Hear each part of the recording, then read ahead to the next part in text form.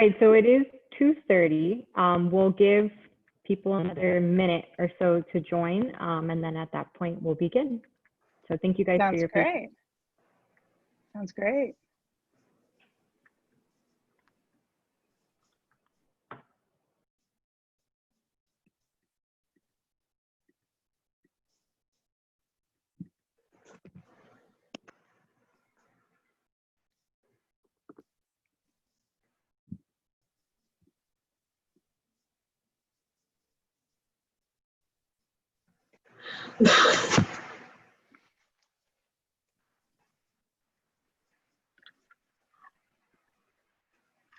Okay, so I've got 231. There are 22 participants, and I think we had a little over 30 registrants. So I think we're in good shape.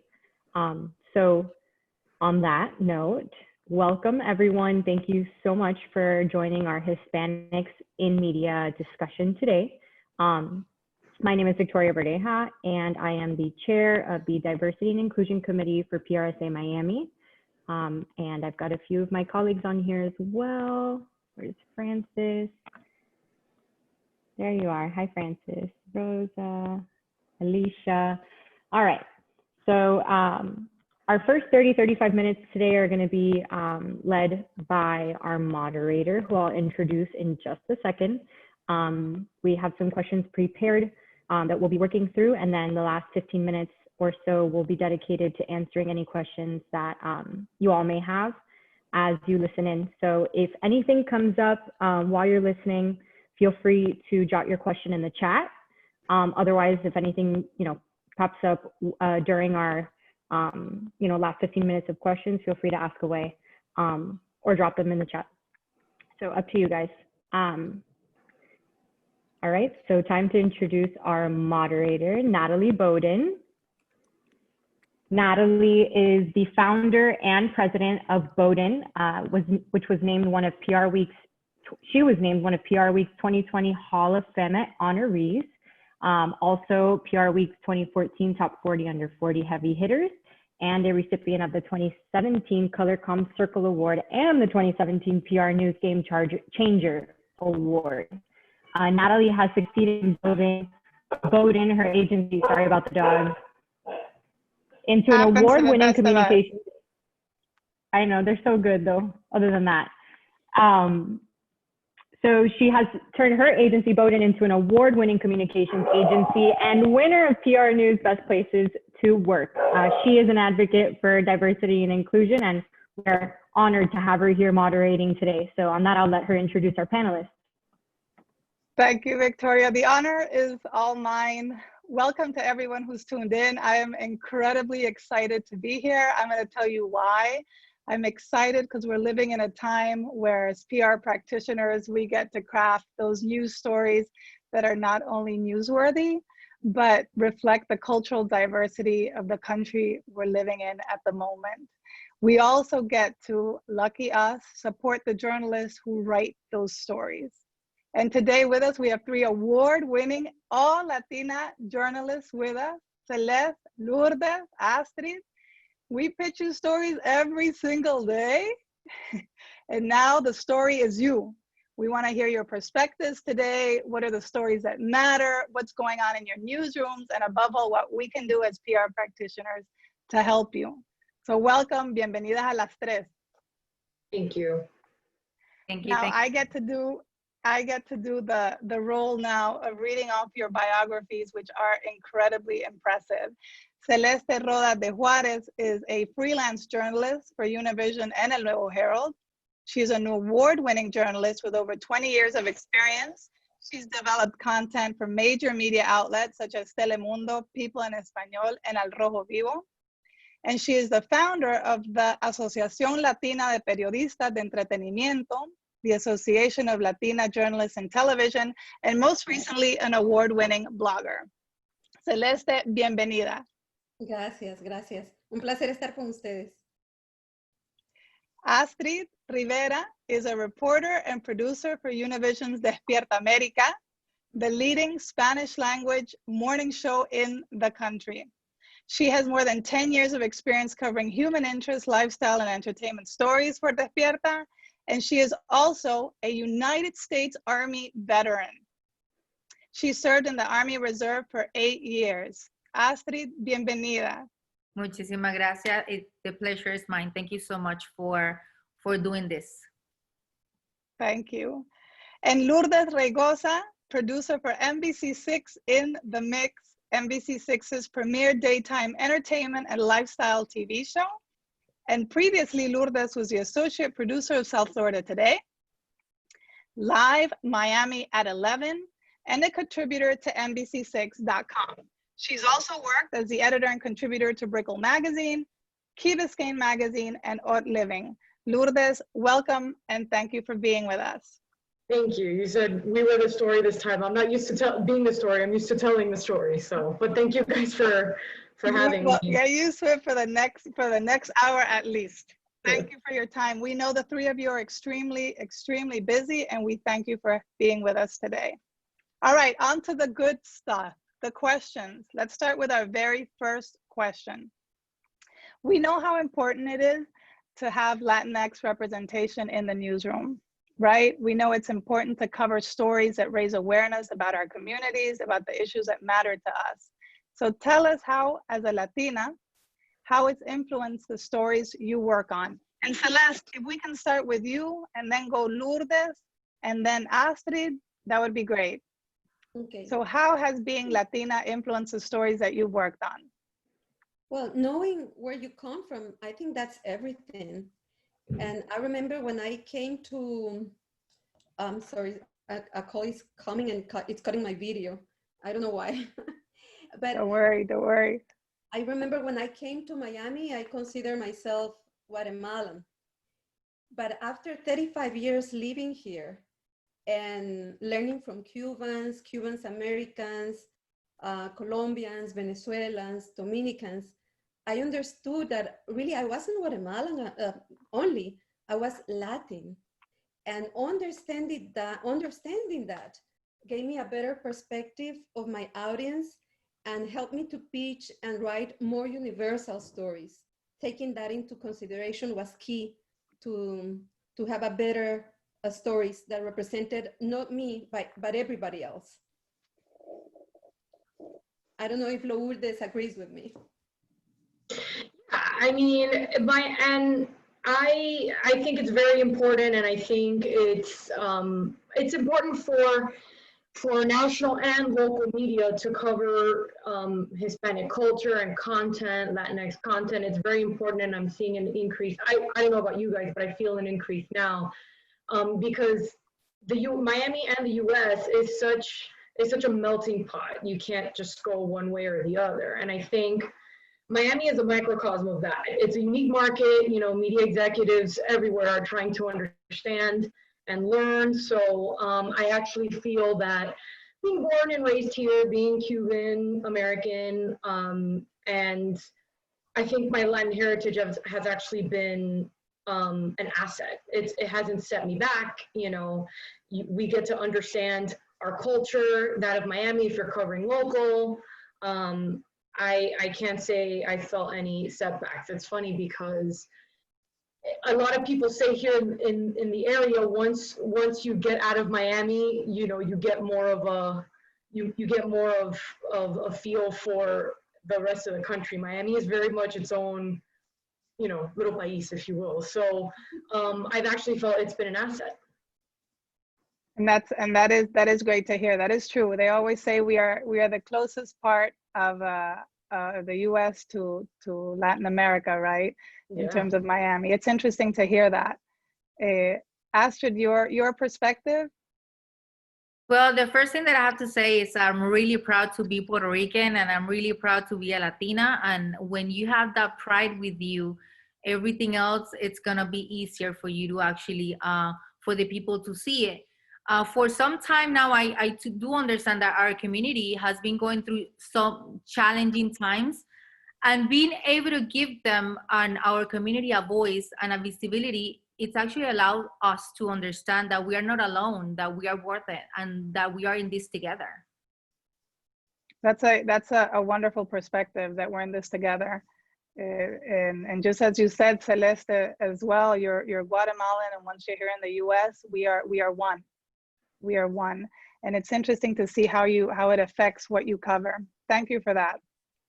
Lourdes, a follow-up to what you just said. We've seen an enormous increase in podcasts and media platforms targeting a diverse, young Latinx consumer. What do you attribute this growth to? I mean, the basic simple answer to that is Hispanics are the fastest growing, one of the fastest growing minorities in the US, as you know, saying before. So of course, media wants those eyeballs. They want people to be a part, they want Hispanic and Latinx to be a part of their eyeballs, to be a part of their audience. So so naturally, they're trying to learn what makes us tick, what makes us, you know, what's going to catch our eyes. So that's the basic answer to that. And I think the larger question of, you know, what has caused this explosion, I feel, in platforms is social media. You know, how much tech has evolved, how much social media has evolved. It's always tech companies trying to get that audience, and then once it grows, so does media, because that's another way they can, you know, get their audience. So it's very social media has definitely changed the way that we operate in newsrooms as well. It's not just about putting it out there anymore on TV or on radio or on just a newspaper, but it's getting it online and getting it on social media. And have you guys seen The Social Dilemma on Netflix? I don't know if anybody, my husband did yesterday and said we had to watch it. It's fascinating, and it also made me want to throw my phone at the wall. Right. That's what he said. Gotta lock the kid's phone up. Yeah, so that's what those, you know, the algorithms and the supercomputers, that's what they're doing too. They're learning about us. So that contributes to, and with the success of that, then grows the platforms, then grows all of that. So, you know, it's a very interesting world we live in these days, especially now in 2020, it's really coming to a head. Right, and it's exciting too, and it's wonderful to hear you say that. How many young Latinxes have their own platforms now? The cost has gone down, and that's a huge explosion, and it's exciting to see. If they're in English or in Spanish, they're bilingual. So thank you for your perspective there. And I have to watch that. I think my kids will never have a phone again if I do. All right, Celeste, a question for you, please. How has COVID affected the way news stories are told? Our entire country, the world, is going through a challenge that we haven't seen for decades, really. How has that affected the news stories that you tell and the organizations you work for tell those stories? Oh, it has affected in a very absolute way. I mean, it has been, it's quite a challenge to be a journalist right now. I remember when the pandemic started around April, the New York Times wrote a story that said that 36,000 journalists had lost their jobs. And that was not taking into consideration the freelancers as myself. That was how much, 6 months ago? How long ago? Now even Maria Celeste, Rodas, Chef James, everybody's losing their jobs. You know, even iconic personalities on the media are without job. So that has influenced in a bad way the newsrooms, because if we were facing a crisis already, reducing pages and reducing the coverage of the stories, now we have less people to do that and more work to do. So if you walk into a newsroom, you will find the editor doing the photography, the Photoshop, the fact checking, and everything with one person. Journalists are doing multitask. They are multitasking. And as a result of that, many of them are exhausted. Right. So that's impacting the newsroom in a very drastic way. And to make things worse, there's almost no fact checking. I think Poynter Institute did a study that say that 20% of the news are having a fact check. So it's almost 80% of the news that we are reading are not having a backup of that information. And that's bad for our journalism. But not everything is bad. On the other hand, we have another way to see the stories. For example, I do a lot of entertainment journalism.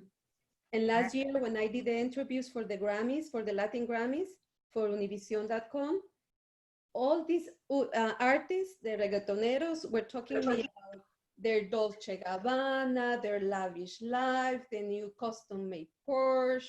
And I was like, okay. But this year, they are talking to me about their families, the human values, how the COVID has changed their perspective, the way of seeing life. So a little bit of bad things, but also a lot of time to do some reflection about life and our values. And a follow-up to that, in terms of how important journalism is and fact-checking, do you think that organizations and the private sector needs to do more to support journalism? Oh yes, absolutely, absolutely. Even though paying the $1 subscription for the Washington Post or for the Nuevo Herald, but also tweeting their stories, because now our editors are facing the challenge of the social media. So when you follow a journalist and you see his story, just do a retweet, because that will mean that somebody's caring about the news. By the way, now coming back to the thing that about the fact checking, I read in a story that the new pandemic after the COVID is the disinformic, because there is no information at all, really. 100%. We hear you, and thank you, Celeste, for that perspective. I think it's incredibly important that we continue to realize how important our journalists and our publications are. So even as public relations professionals, we not only pick up the phone to pitch stories to you, but also make the organizations we work with and the brands we work with understand the pressures that you are under. So thank you for that. Astrid, a question for you. How has your content evolved in the wake of social movements that we are experiencing as a country and other current events like the elections that are just coming up? What is influencing the editorial decisions that you are making at Despierta America right now? I think that the first thing that we have to do is to not ignore the social movements that are happening right now. They are really important for us to desaprender whatever we have learned in the past years. It's really important to actually to listen to these people, to have the why these people are doing this, what is going on. We are living in a very, very divided nation right now, and that is not a secret. I know that it's really hard to hear that, but it's the truth. And talking to people, doing some research is actually give us the opportunity to create stories that do not create more division. Because at the end of the day, our mission is to contar la verdad, is to tell the truth. It's not just to be there and sugarcoat it what is happening or not. And one of the things that we do stories de Latinos para Latinos, but actually at the same time, we cover international and national stories that are for Latinos. So it's very important how we tell those stories, because there's a lot of Latinos, they don't even, they just came from their country. They don't even understand what is going on, what's happening in this country. And it's really important for us to actually to give them a platform so they learn what's going on. But at the same time, we tell the truth. Like I say, right now, public and people are more politically active than before. And that is something that we have to have always present. It's not just, I found this story and I'm gonna go and do it. No, it's time for us to sit down and listen, because there's a lot of things going on right now, and you need to listen to learn what is going on in order for us to actually be the voice that people need. And it's really great to hear that. And it's interesting in terms of you saying the voice that people need. There are 32 million Latino voters that are going to the polls in a couple weeks, and Univision is that voice, right? For informing, for inspiring, and for getting the vote out. So it's interesting to hear that anyone that is looking at, let's say, pitching you a story, always look through the Latino lens, right? And how it benefits the community. Thank you, Astrid. You're welcome. Lourdes, a question for you. You manage the production of one of the most watched local shows in Miami, NBC6 in the Mix. When pitching you stories, do you see Hispanic, like culturally relevant Hispanic, Latinx, Latino stories as something that you want to cover and look to cover, or not? Yes, definitely. I mean, it's our market, right? And it's part of our market, but yes, it's Miami is that, you know, it's Hispanic, it's Latinx, there's Black, white, you know, it's such a melting pot too. And yeah, and I even saw on the Today Show, I even saw a story the other day on them reporting on a quinceañera and how that's changed in COVID, and I thought that was very interesting. Last had I seen any sort of reporting on a quinceañera on an English network, you know, so it's definitely there in terms of, you know, everybody wants to cover and have more of our voice covered in that. I think local TV is where you're gonna know exactly what's happening in your neighborhood. You want a little bit of both, right? But it's funny, people joke who have like the Ring cameras on the Ring chats, you know, they're talking about, hey, what's happening around the corner, you know, because people always need to know what's going on, not only in the country, but also in their own neighborhood. So I think that's where local TV is changing, and to what Celeste was talking earlier about the challenges we're facing, I 100% agree with that. You know, but I think that's where local TV is also going to be necessary. And we've seen that, it's a great perspective. We've seen that too. We've seen the explosion of local. Much of it we've heard is attributed to wanting to get closer to our communities. Like, you know, when we get frightened, we just kind of get closer to family and to home. Mm-hmm. And so we trust our local media more than ever before. Like, you guys have got our back. We feel so it. It's interesting to hear that. Yeah. We're coming down to our very last question, and it's a very, very important one to us. So we are all taking notes now as you guys answer this question. How can public relations professionals best help you write the stories for the rest of your year? Are there any special considerations we should keep in mind when approaching you personally or the outlet that you represent? And we can start with you, Astrid, and go Lourdes, Celeste, please. I guess the first thing that in my case, because I don't know if someone it's sending something, or if it thinks that it's sending something to the whole Univision newsroom. But if you're reaching out to me, I would like to always see that you care and you did your research before, because I have read some emails before that it say, thank you, Astrid, can you do something for Un Nuevo Día, Telemundo, and I work at Univision. And so, no, that happened. I'm very sorry on behalf of our whole profession. Not gonna lie, that's happened here too. On behalf of every single public relations professional in the country, we are sorry. So, and I get confused because I don't know if that person is sending me that because I work in that show and that person want that content in that show instead of myself. But I think doing research and reaching out, I'm really open to read any emails that you guys send. And if it doesn't fit with me, I am actually really open to share it with whoever I think will actually be able to work on it. So I don't have any, I think that's the only advice I do have. You're saying do your research, make sure we know who you are, what you cover, your latest stories that you've covered, and make sure it's tailored to what you write. And definitely not making any of those faux pas. We are taking note. So Yes, so that's happened to us too, Astrid. I can't tell you how many times that people have said, hey, you know, can you share this with your, you know, WPLG newsroom or WSVN newsroom, or, you know, and I'm like, oh, cringy, but so it just comes with doing your research, knowing who you're pitching to, and then also on top of that, understand specifically, don't mass produce pitches, tailor it to the show or the reporter that you are pitching it to.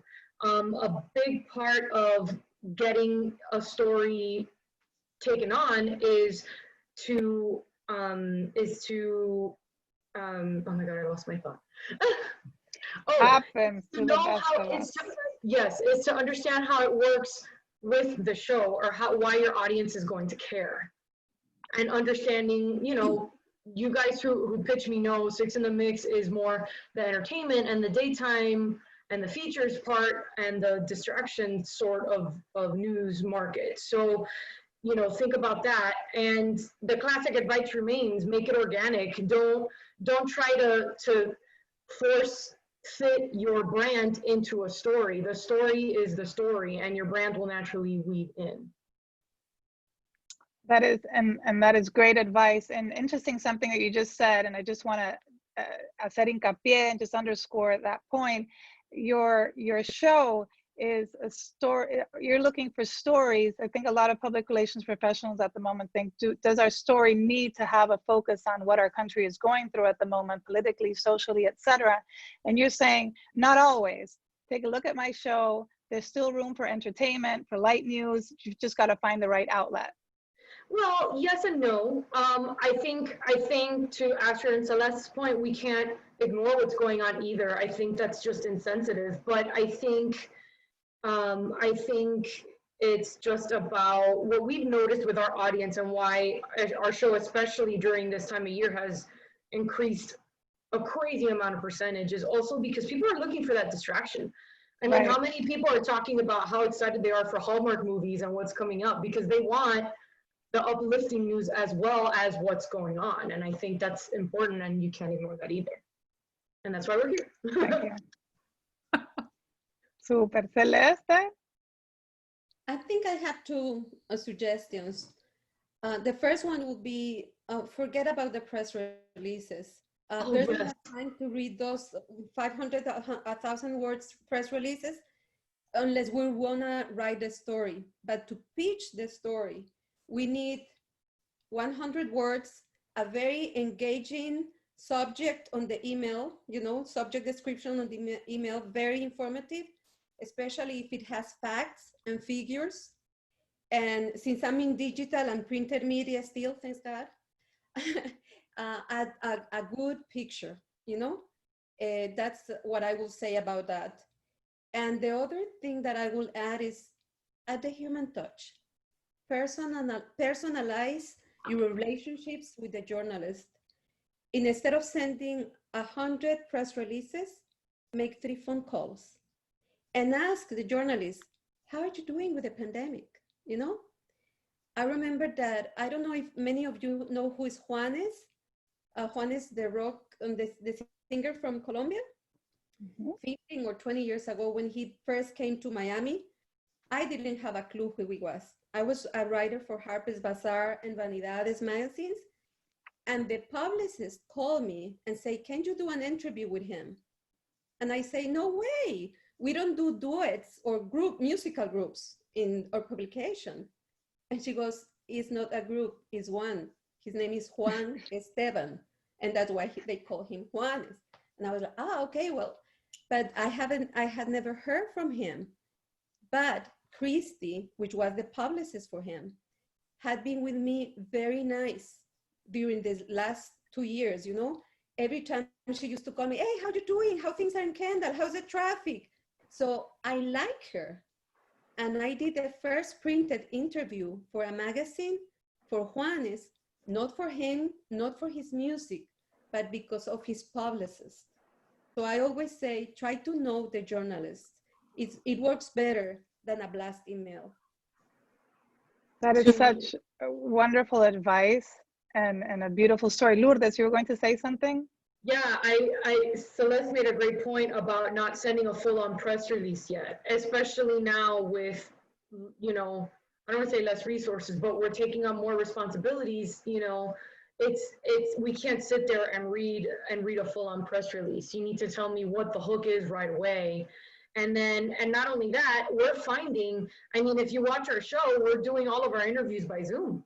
So now the lines of, you know, just making it easier of making sure that the shot looks good for your client, you know, making sure any B-roll or photos that you have. The one thing I always hope for is that the brands have B-roll kind of already shot, you know, that we can, that it helps us a huge amount. It takes a lot of, it's a lot of time consuming things that it helps us with. So we're finding that PR agencies are helping us more in not just, you know, oh, just book it and, you know, you guys handle, you know, how it looks and all of that. Yeah, we're still doing that, but we are finding that we need more help on the publicist end with the client. So yeah, that's great advice. So we hear number one, a subject line that pulls you in to 100 words, right? Even if we have a fairly long press release, and I keep it down to 100 words, give you the gist of the news, build relationships with you, and be humble. To your point, Celeste, right? Build those relations. Be humble. They'll get you a long way, and make your lives easier by providing that B-roll photography, anything that'll make your lives easier. So we appreciate that advice. And be genuine. One more thing, if I can add, what Astrid said is truth. Know the journalist and know the media outlet. I still receive like dozens of emails of economic press releases and subjects. I had never, ever been good with math. I had never even write about economic subjects, never. So know your journalism, because you may have this very fantastic product, this amazing story, but if you send it to the wrong journalist, it's gonna be dead. You're not working well. Gonna die. Well, know who are the ones that are gonna help you in your story. Excellent. So how are we doing with time, Victoria? We are doing great on time. I was chatting you separately. Great. But we are doing perfectly on time. I did have a question for all the panelists. I'm not sure if you want to ask it, Natalie, and then at that point, you know, open it up to everybody else to ask questions. Super. I see it here in the chat. Thank you.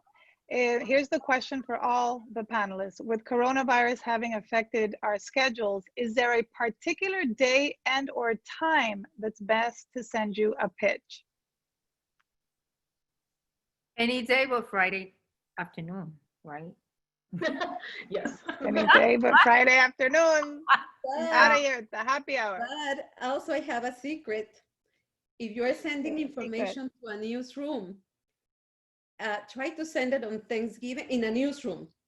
Thanksgiving, holidays, weekends, you will have less competition with other press releases and other pitches, because sometimes the journalist in charge there is alone saying, what should I write today about? Nobody has dead, anybody's divorcing, but you send this beautiful press release, even if it's 1,000 words, that day will work. Great advice. It's a great point. Yes, it is. I would say, at least as far as my show is concerned, it's better in the afternoon for sure, because in the morning is our crazy time of trying to prepare for everything. But I think when it comes to shows in general, just take a look at when it airs. You know, you want to be cognizant of the time that they're in their busiest time getting ready for what's on air, because then that's when your stuff gets missed, because that's the priority right now. So. And I will say in my case that if you have it's really important for you to consider if you have a deadline or if you have a product that it needs to be there, or you have an event that is need to be covered before a certain time, to send it ahead of time. Don't send it the day before, because with the COVID and everything that is happening right now, we are short of probably people, employees, and not a lot of camera guys or employees. They want to expose themselves to an event with more than, I don't even know how many people. However, if you send it ahead of time, we will be able to accommodate your needs if we decide to cover that. Astrid has a great point. Excellent advice. I think, I can't tell you how many times we get a story that, yeah, it would be a good story, but we physically, because it's so short a turnaround, we don't physically have anybody able to do it. So, and I know for our show, we book out at least 2-3 weeks in advance. On busier times, 3 to 4. So, yeah, get it out with time. Good point. That's true. Okay, Also we have, perdón, dale, Celeste. That's also true for printed media and digital. For example, El Nuevo Herald is working with the entertainment part is working with 3 weeks in advance. So Yeah. Please think, don't call the same day. Oh, we're going to have a concert today. Nobody's going to write about Not it. gonna work. Viernes section Right. of this week was prepared last week on Monday. So be aware of that. Thank you. Thank you for that. We have one more question and we have several more questions we can go through, but we have one more question for everyone. Can you share an example when you received, if you ever did, a convincing news pitch, only later to discover it was fake news? Did it happen to any of you? No. Yes. I don't remember the name of the musical group, but it came a musical group to Miami that they were like, the press release say that it was multi-million selling artist, and everybody, even Univision, Telemundo, everybody did the interview. And like a year later, we found out that it was a fake artist, that all the figures that were in the press release were false. And we gave publicity to this great artist from Spain that was Oh my goodness. non-existent. Oh, You know what? We have to be careful with that, because that has never happened to me. But if that happened to me, like, I would put the publicity right on the spot in my social media. Let me tell you. Why? Well, Because you have to respect people's work, and I don't know. That's something that shouldn't happen, though. Yes, but that was. It's good for you to flag that. The social media was so powerful, you know. But I won't say names, but the most respectful journalists from both Hispanic networks did the interview with these artists. Yeah, well, it's good for you guys to tell us that you know. More careful. I'm sure in this group, I'll vouch for everyone. Something like that. Some of us represent some of the largest brands in the world, but fact checking on our end is also very important. Maybe we partner with a celebrity. We have to fact check that, right? Maybe we partner with another brand, another organization. So it's important for us to do our due diligence, because at the end of the day, it's your credibility too. So we have to look after that. Lourdes, you were going to say something. Yeah, and I agree with Astrid. It shouldn't happen, but I can also see Celeste's point that it's very easy for that to happen. Much more when there's less journalists or less resources to be able to. When you take up more responsibilities, you just don't have the time. But that being said, it tends to happen for me, and when it comes to segment producing and booking, it happened when I was a lot younger, and you learn from those. You know, you learn how to spot those in an instant. But it's just as easy as, you know, oh, it's this great, you know, this big influencer with all these followers, but then you go and you see their pages, and you know, the numbers aren't as inflated as they are inflated, you know, and the engagement isn't there. You know, people buy followers all the time, so you got to be cognizant of that. You know why happened that? What with this artist, we had this situation because he had a very nice publicist, and the publicist was very reliable. So we Yeah, didn't do it a happens. lot of fact checking. And also there wasn't the social media as strong as it's now. And that is why I'm telling you, big names in journalism did the interview with him, with this artist. So it was. So, and we can break our relationship with you and our reputation in one go, right? Trust is important. Right? After many years of building it, it can be broken like this. So we have to be aware.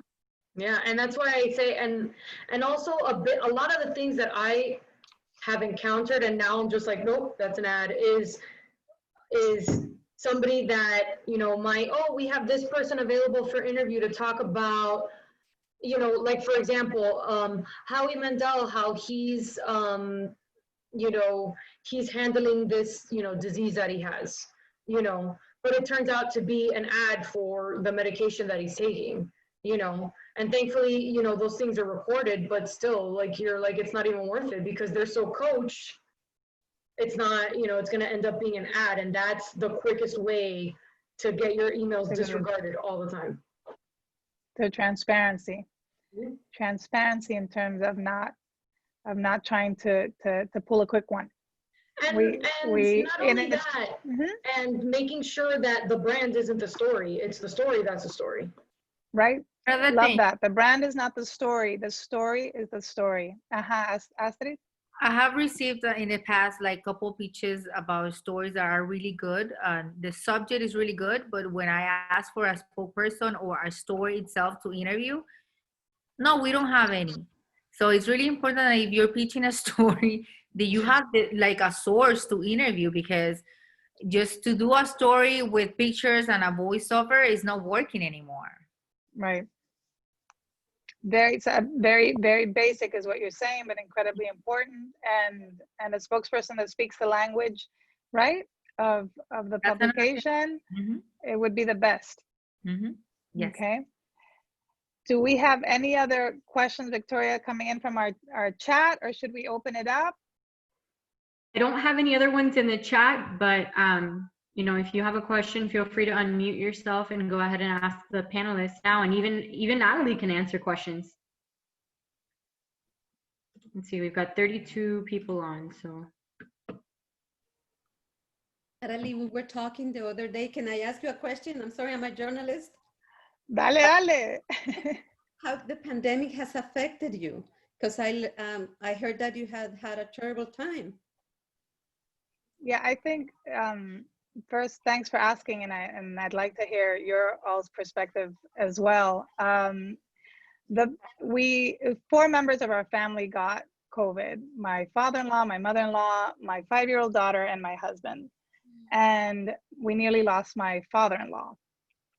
Thankfully, everyone's out of hospital, everyone's on the mend and doing well.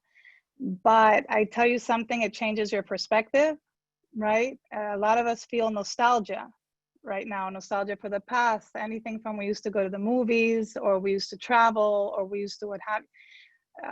No, you don't want to have nostalgia for, I wish for the days that I could just hug my daughter, right? Or I wish for the days, because I had to separate everyone into different homes, my 2 eldest, I wish I could just, you know, hug my son and we could all be together.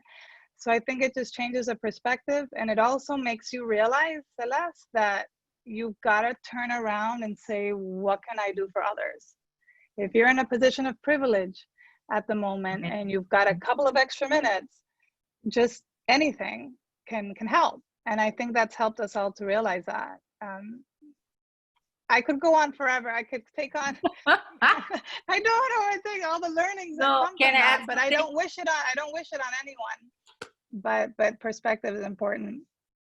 I think that you said something that is really important is to help people. I always said que uno no puede ir por la vida ignorando al que está mal solo porque uno está bien. And that it's, if you are in a position of privilege, it's really important to actually to help. At the end of the day, we were in this together. We have our own reality as an individual, but as a whole, we were in this together. I agree. And I think many of us are in positions of privilege, right, Astrid, that we represent some of biggest brands in the world. And I think we can take that perspective of on the ground, our Latino community is suffering, or our diverse communities, marginalized communities are suffering. We got to do something. So you brought up a good point too about yeah. it really changes your perspective too. I've seen stories and I've heard too of people that get it that, you know, I don't want to say they don't take it seriously, but just they're not as careful or anything like that. But then if they know somebody who was severely affected by it, you hear them change their perspective. And I think that's important to remember that, you know, and to Astrid's point, you need to help and give back. It's important. And it's very gratifying too, to give back. That when all this situation started, I have a natural predisposition to be depressed. It's in my genes. So when the new normal started, I miss hugging my friends. I miss seeing my nephew. And I thought to myself, how can I stop this? Because I'm gonna get depressed. I started listening the little voice. Oh, don't go out of the bed. Don't take a shower today. You know, and I know where it comes. So I have in my congregation 50 elderly women that were more vulnerable to the coronavirus than myself. So I thought the very first week they closed the city, I said, we're gonna do a cultural club. My husband went to his houses and taught them and teach them how to use the Zoom. And we had been having 8 months with cultural evenings every Tuesday. And they are waiting for that evening every week. That gives them the happiness, the hope that this Tuesday they're gonna have another people from Venezuela, from Argentina, singing from them, telling them poems. And they are so happy to have that. And that opened a new door to another thing that helps me to not be depressed. We discovered that people, a lot of people in Venezuela are dying of hunger, are starving. So 2 weeks ago, we adopted with a group of these elderly ladies, 70 families in Venezuela that we're trying to feed and sending them the basic things. So in these 8 months, I haven't seen the depression no more, and nor the 50 ladies that are in my group. Once I read in the Bible that says that there are more joys in giving than in receiving, these 8 months, I have been receiving all that joys just for giving a little bit of my time. Celeste, that is a beautiful story. Thank you for sharing that. I told you at the beginning that you all were going to be the story. That is something else. Thank you for sharing that. And I'll connect with you offline. I think we have Gabi and Rosemary. Gabi? Thank you. Just a really quick question. So we were talking about how we're short-staffed in the newsrooms, how the resources aren't there right now. I mean, they haven't been for quite some time, but they're much less there now. So how open are you to receiving unbranded VNRs, unbranded bylines, things that are obviously not necessarily addressing a specific product or service, but already packaged content that you could perhaps use and repurpose for your own benefit if you think that there's a good story? Is that something that you're open to, or something that your networks or your publications are definitely not looking into trying? I wouldn't say no at the beginning. Why? Because if I don't know if I am working on something, and maybe your information, it's gonna add value to what I'm working on already. So I guess it will be worth it if you guys send it. You know, I'm really open to receive any. At the end of the day, my team and I will decide if that it's appealing to our audience and if that it's something that it will work for us. I agree with Astrid. I mean, we're not going to say no off the top. What it would be, you know, it would be subject to probably editing on our part if we decide to take out stuff, you know, hey, can you add this? You know, it's not a complete no, but we do need to put our stamp on it. I think we have to be more creative than ever. Yeah. So if you study the media outlet that you're trying to send that information, see if, for example, for FN News that I always do a little bit too, and El Nuevo, we're looking for stories that have the human touch, something that can be appealing for Latins in all USA. If you have this story that may be very entrepreneur or very business oriented, but you give it the twist of the human touch, it can open the door for the media outlet. Mm-hmm. Right. Thank you. Thank you. I think we have, Victoria, maybe one more question that we can take. A great question to end off on from Roshana Gosa. I hope I'm pronouncing your surname correctly. What are the best ways to create a relationship with a reporter? Remember, many individuals on this call might just be starting their public relations careers. They want to do right. They want to start their relationship on the right note. Not like one of you said, like that tagged, like this is someone I'm not going to want to hear from. And sometimes the errors are just not knowing. And especially in these days that we're living in, what's your advice? They want to create a relationship with you. Mine is we just can't go to coffee with you anymore. It's, you know what, it's funny because I have gotten, you know, people are like, oh, can I take you out for coffee? And I'm like, I would love nothing more, but we just like, we don't have the time. Yeah. So it Totally. comes with at first being genuine, just genuinely getting to learn about the journalist or the person you're going back and forth with, learning how they talk, learning what they do, learning, you know, I think that opens the door. Take 5 minutes to ask us, what do we write about, you know, and ask us how this information may be helpful to us, or if it's not, maybe it's not, but that will save them some time afterwards, you know. Thank you, Celeste. Any other pieces of advice there? I think at the end of the day, like we said before, getting to know the person that you're writing to, right, and what that person do, and just be honest and be yourself when you write. Hi, I saw you with this. I have to consider myself that I do have a great relationship with a lot of publicists and public relation personnel. It's just because either they follow me in social media. I have 3 children. And every time that if you're writing to me and you start talking about my children, you're going to cut my attention. Está.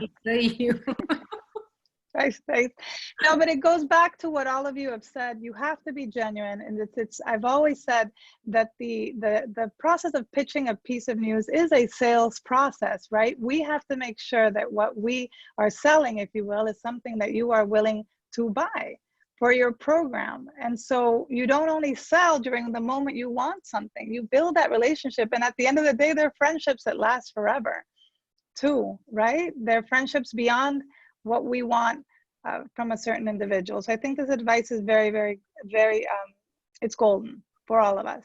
So I think we've come to the end. I want to give a big, big shout out to Victoria and the team over at PRSA Miami. Excellent, excellent organization. You guys have rocked this. Thank you for inviting me. It's been an honor.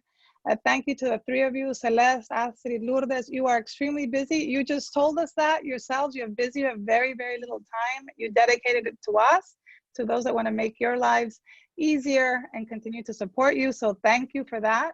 And with that, we have wrapped up. Thank you so much. Thank you, Natalie. Thanks, everyone. Thank you guys for having me. Don't forget to smile. We're in a pandemic. Gracias. Las quiero. Thank you so much. And remember something, this is not a productivity competition, it's a pandemic. Thank you, everybody. Great advice. And let's smile. Thank you. Thank you. Bye. Bye. Bye, thank you guys.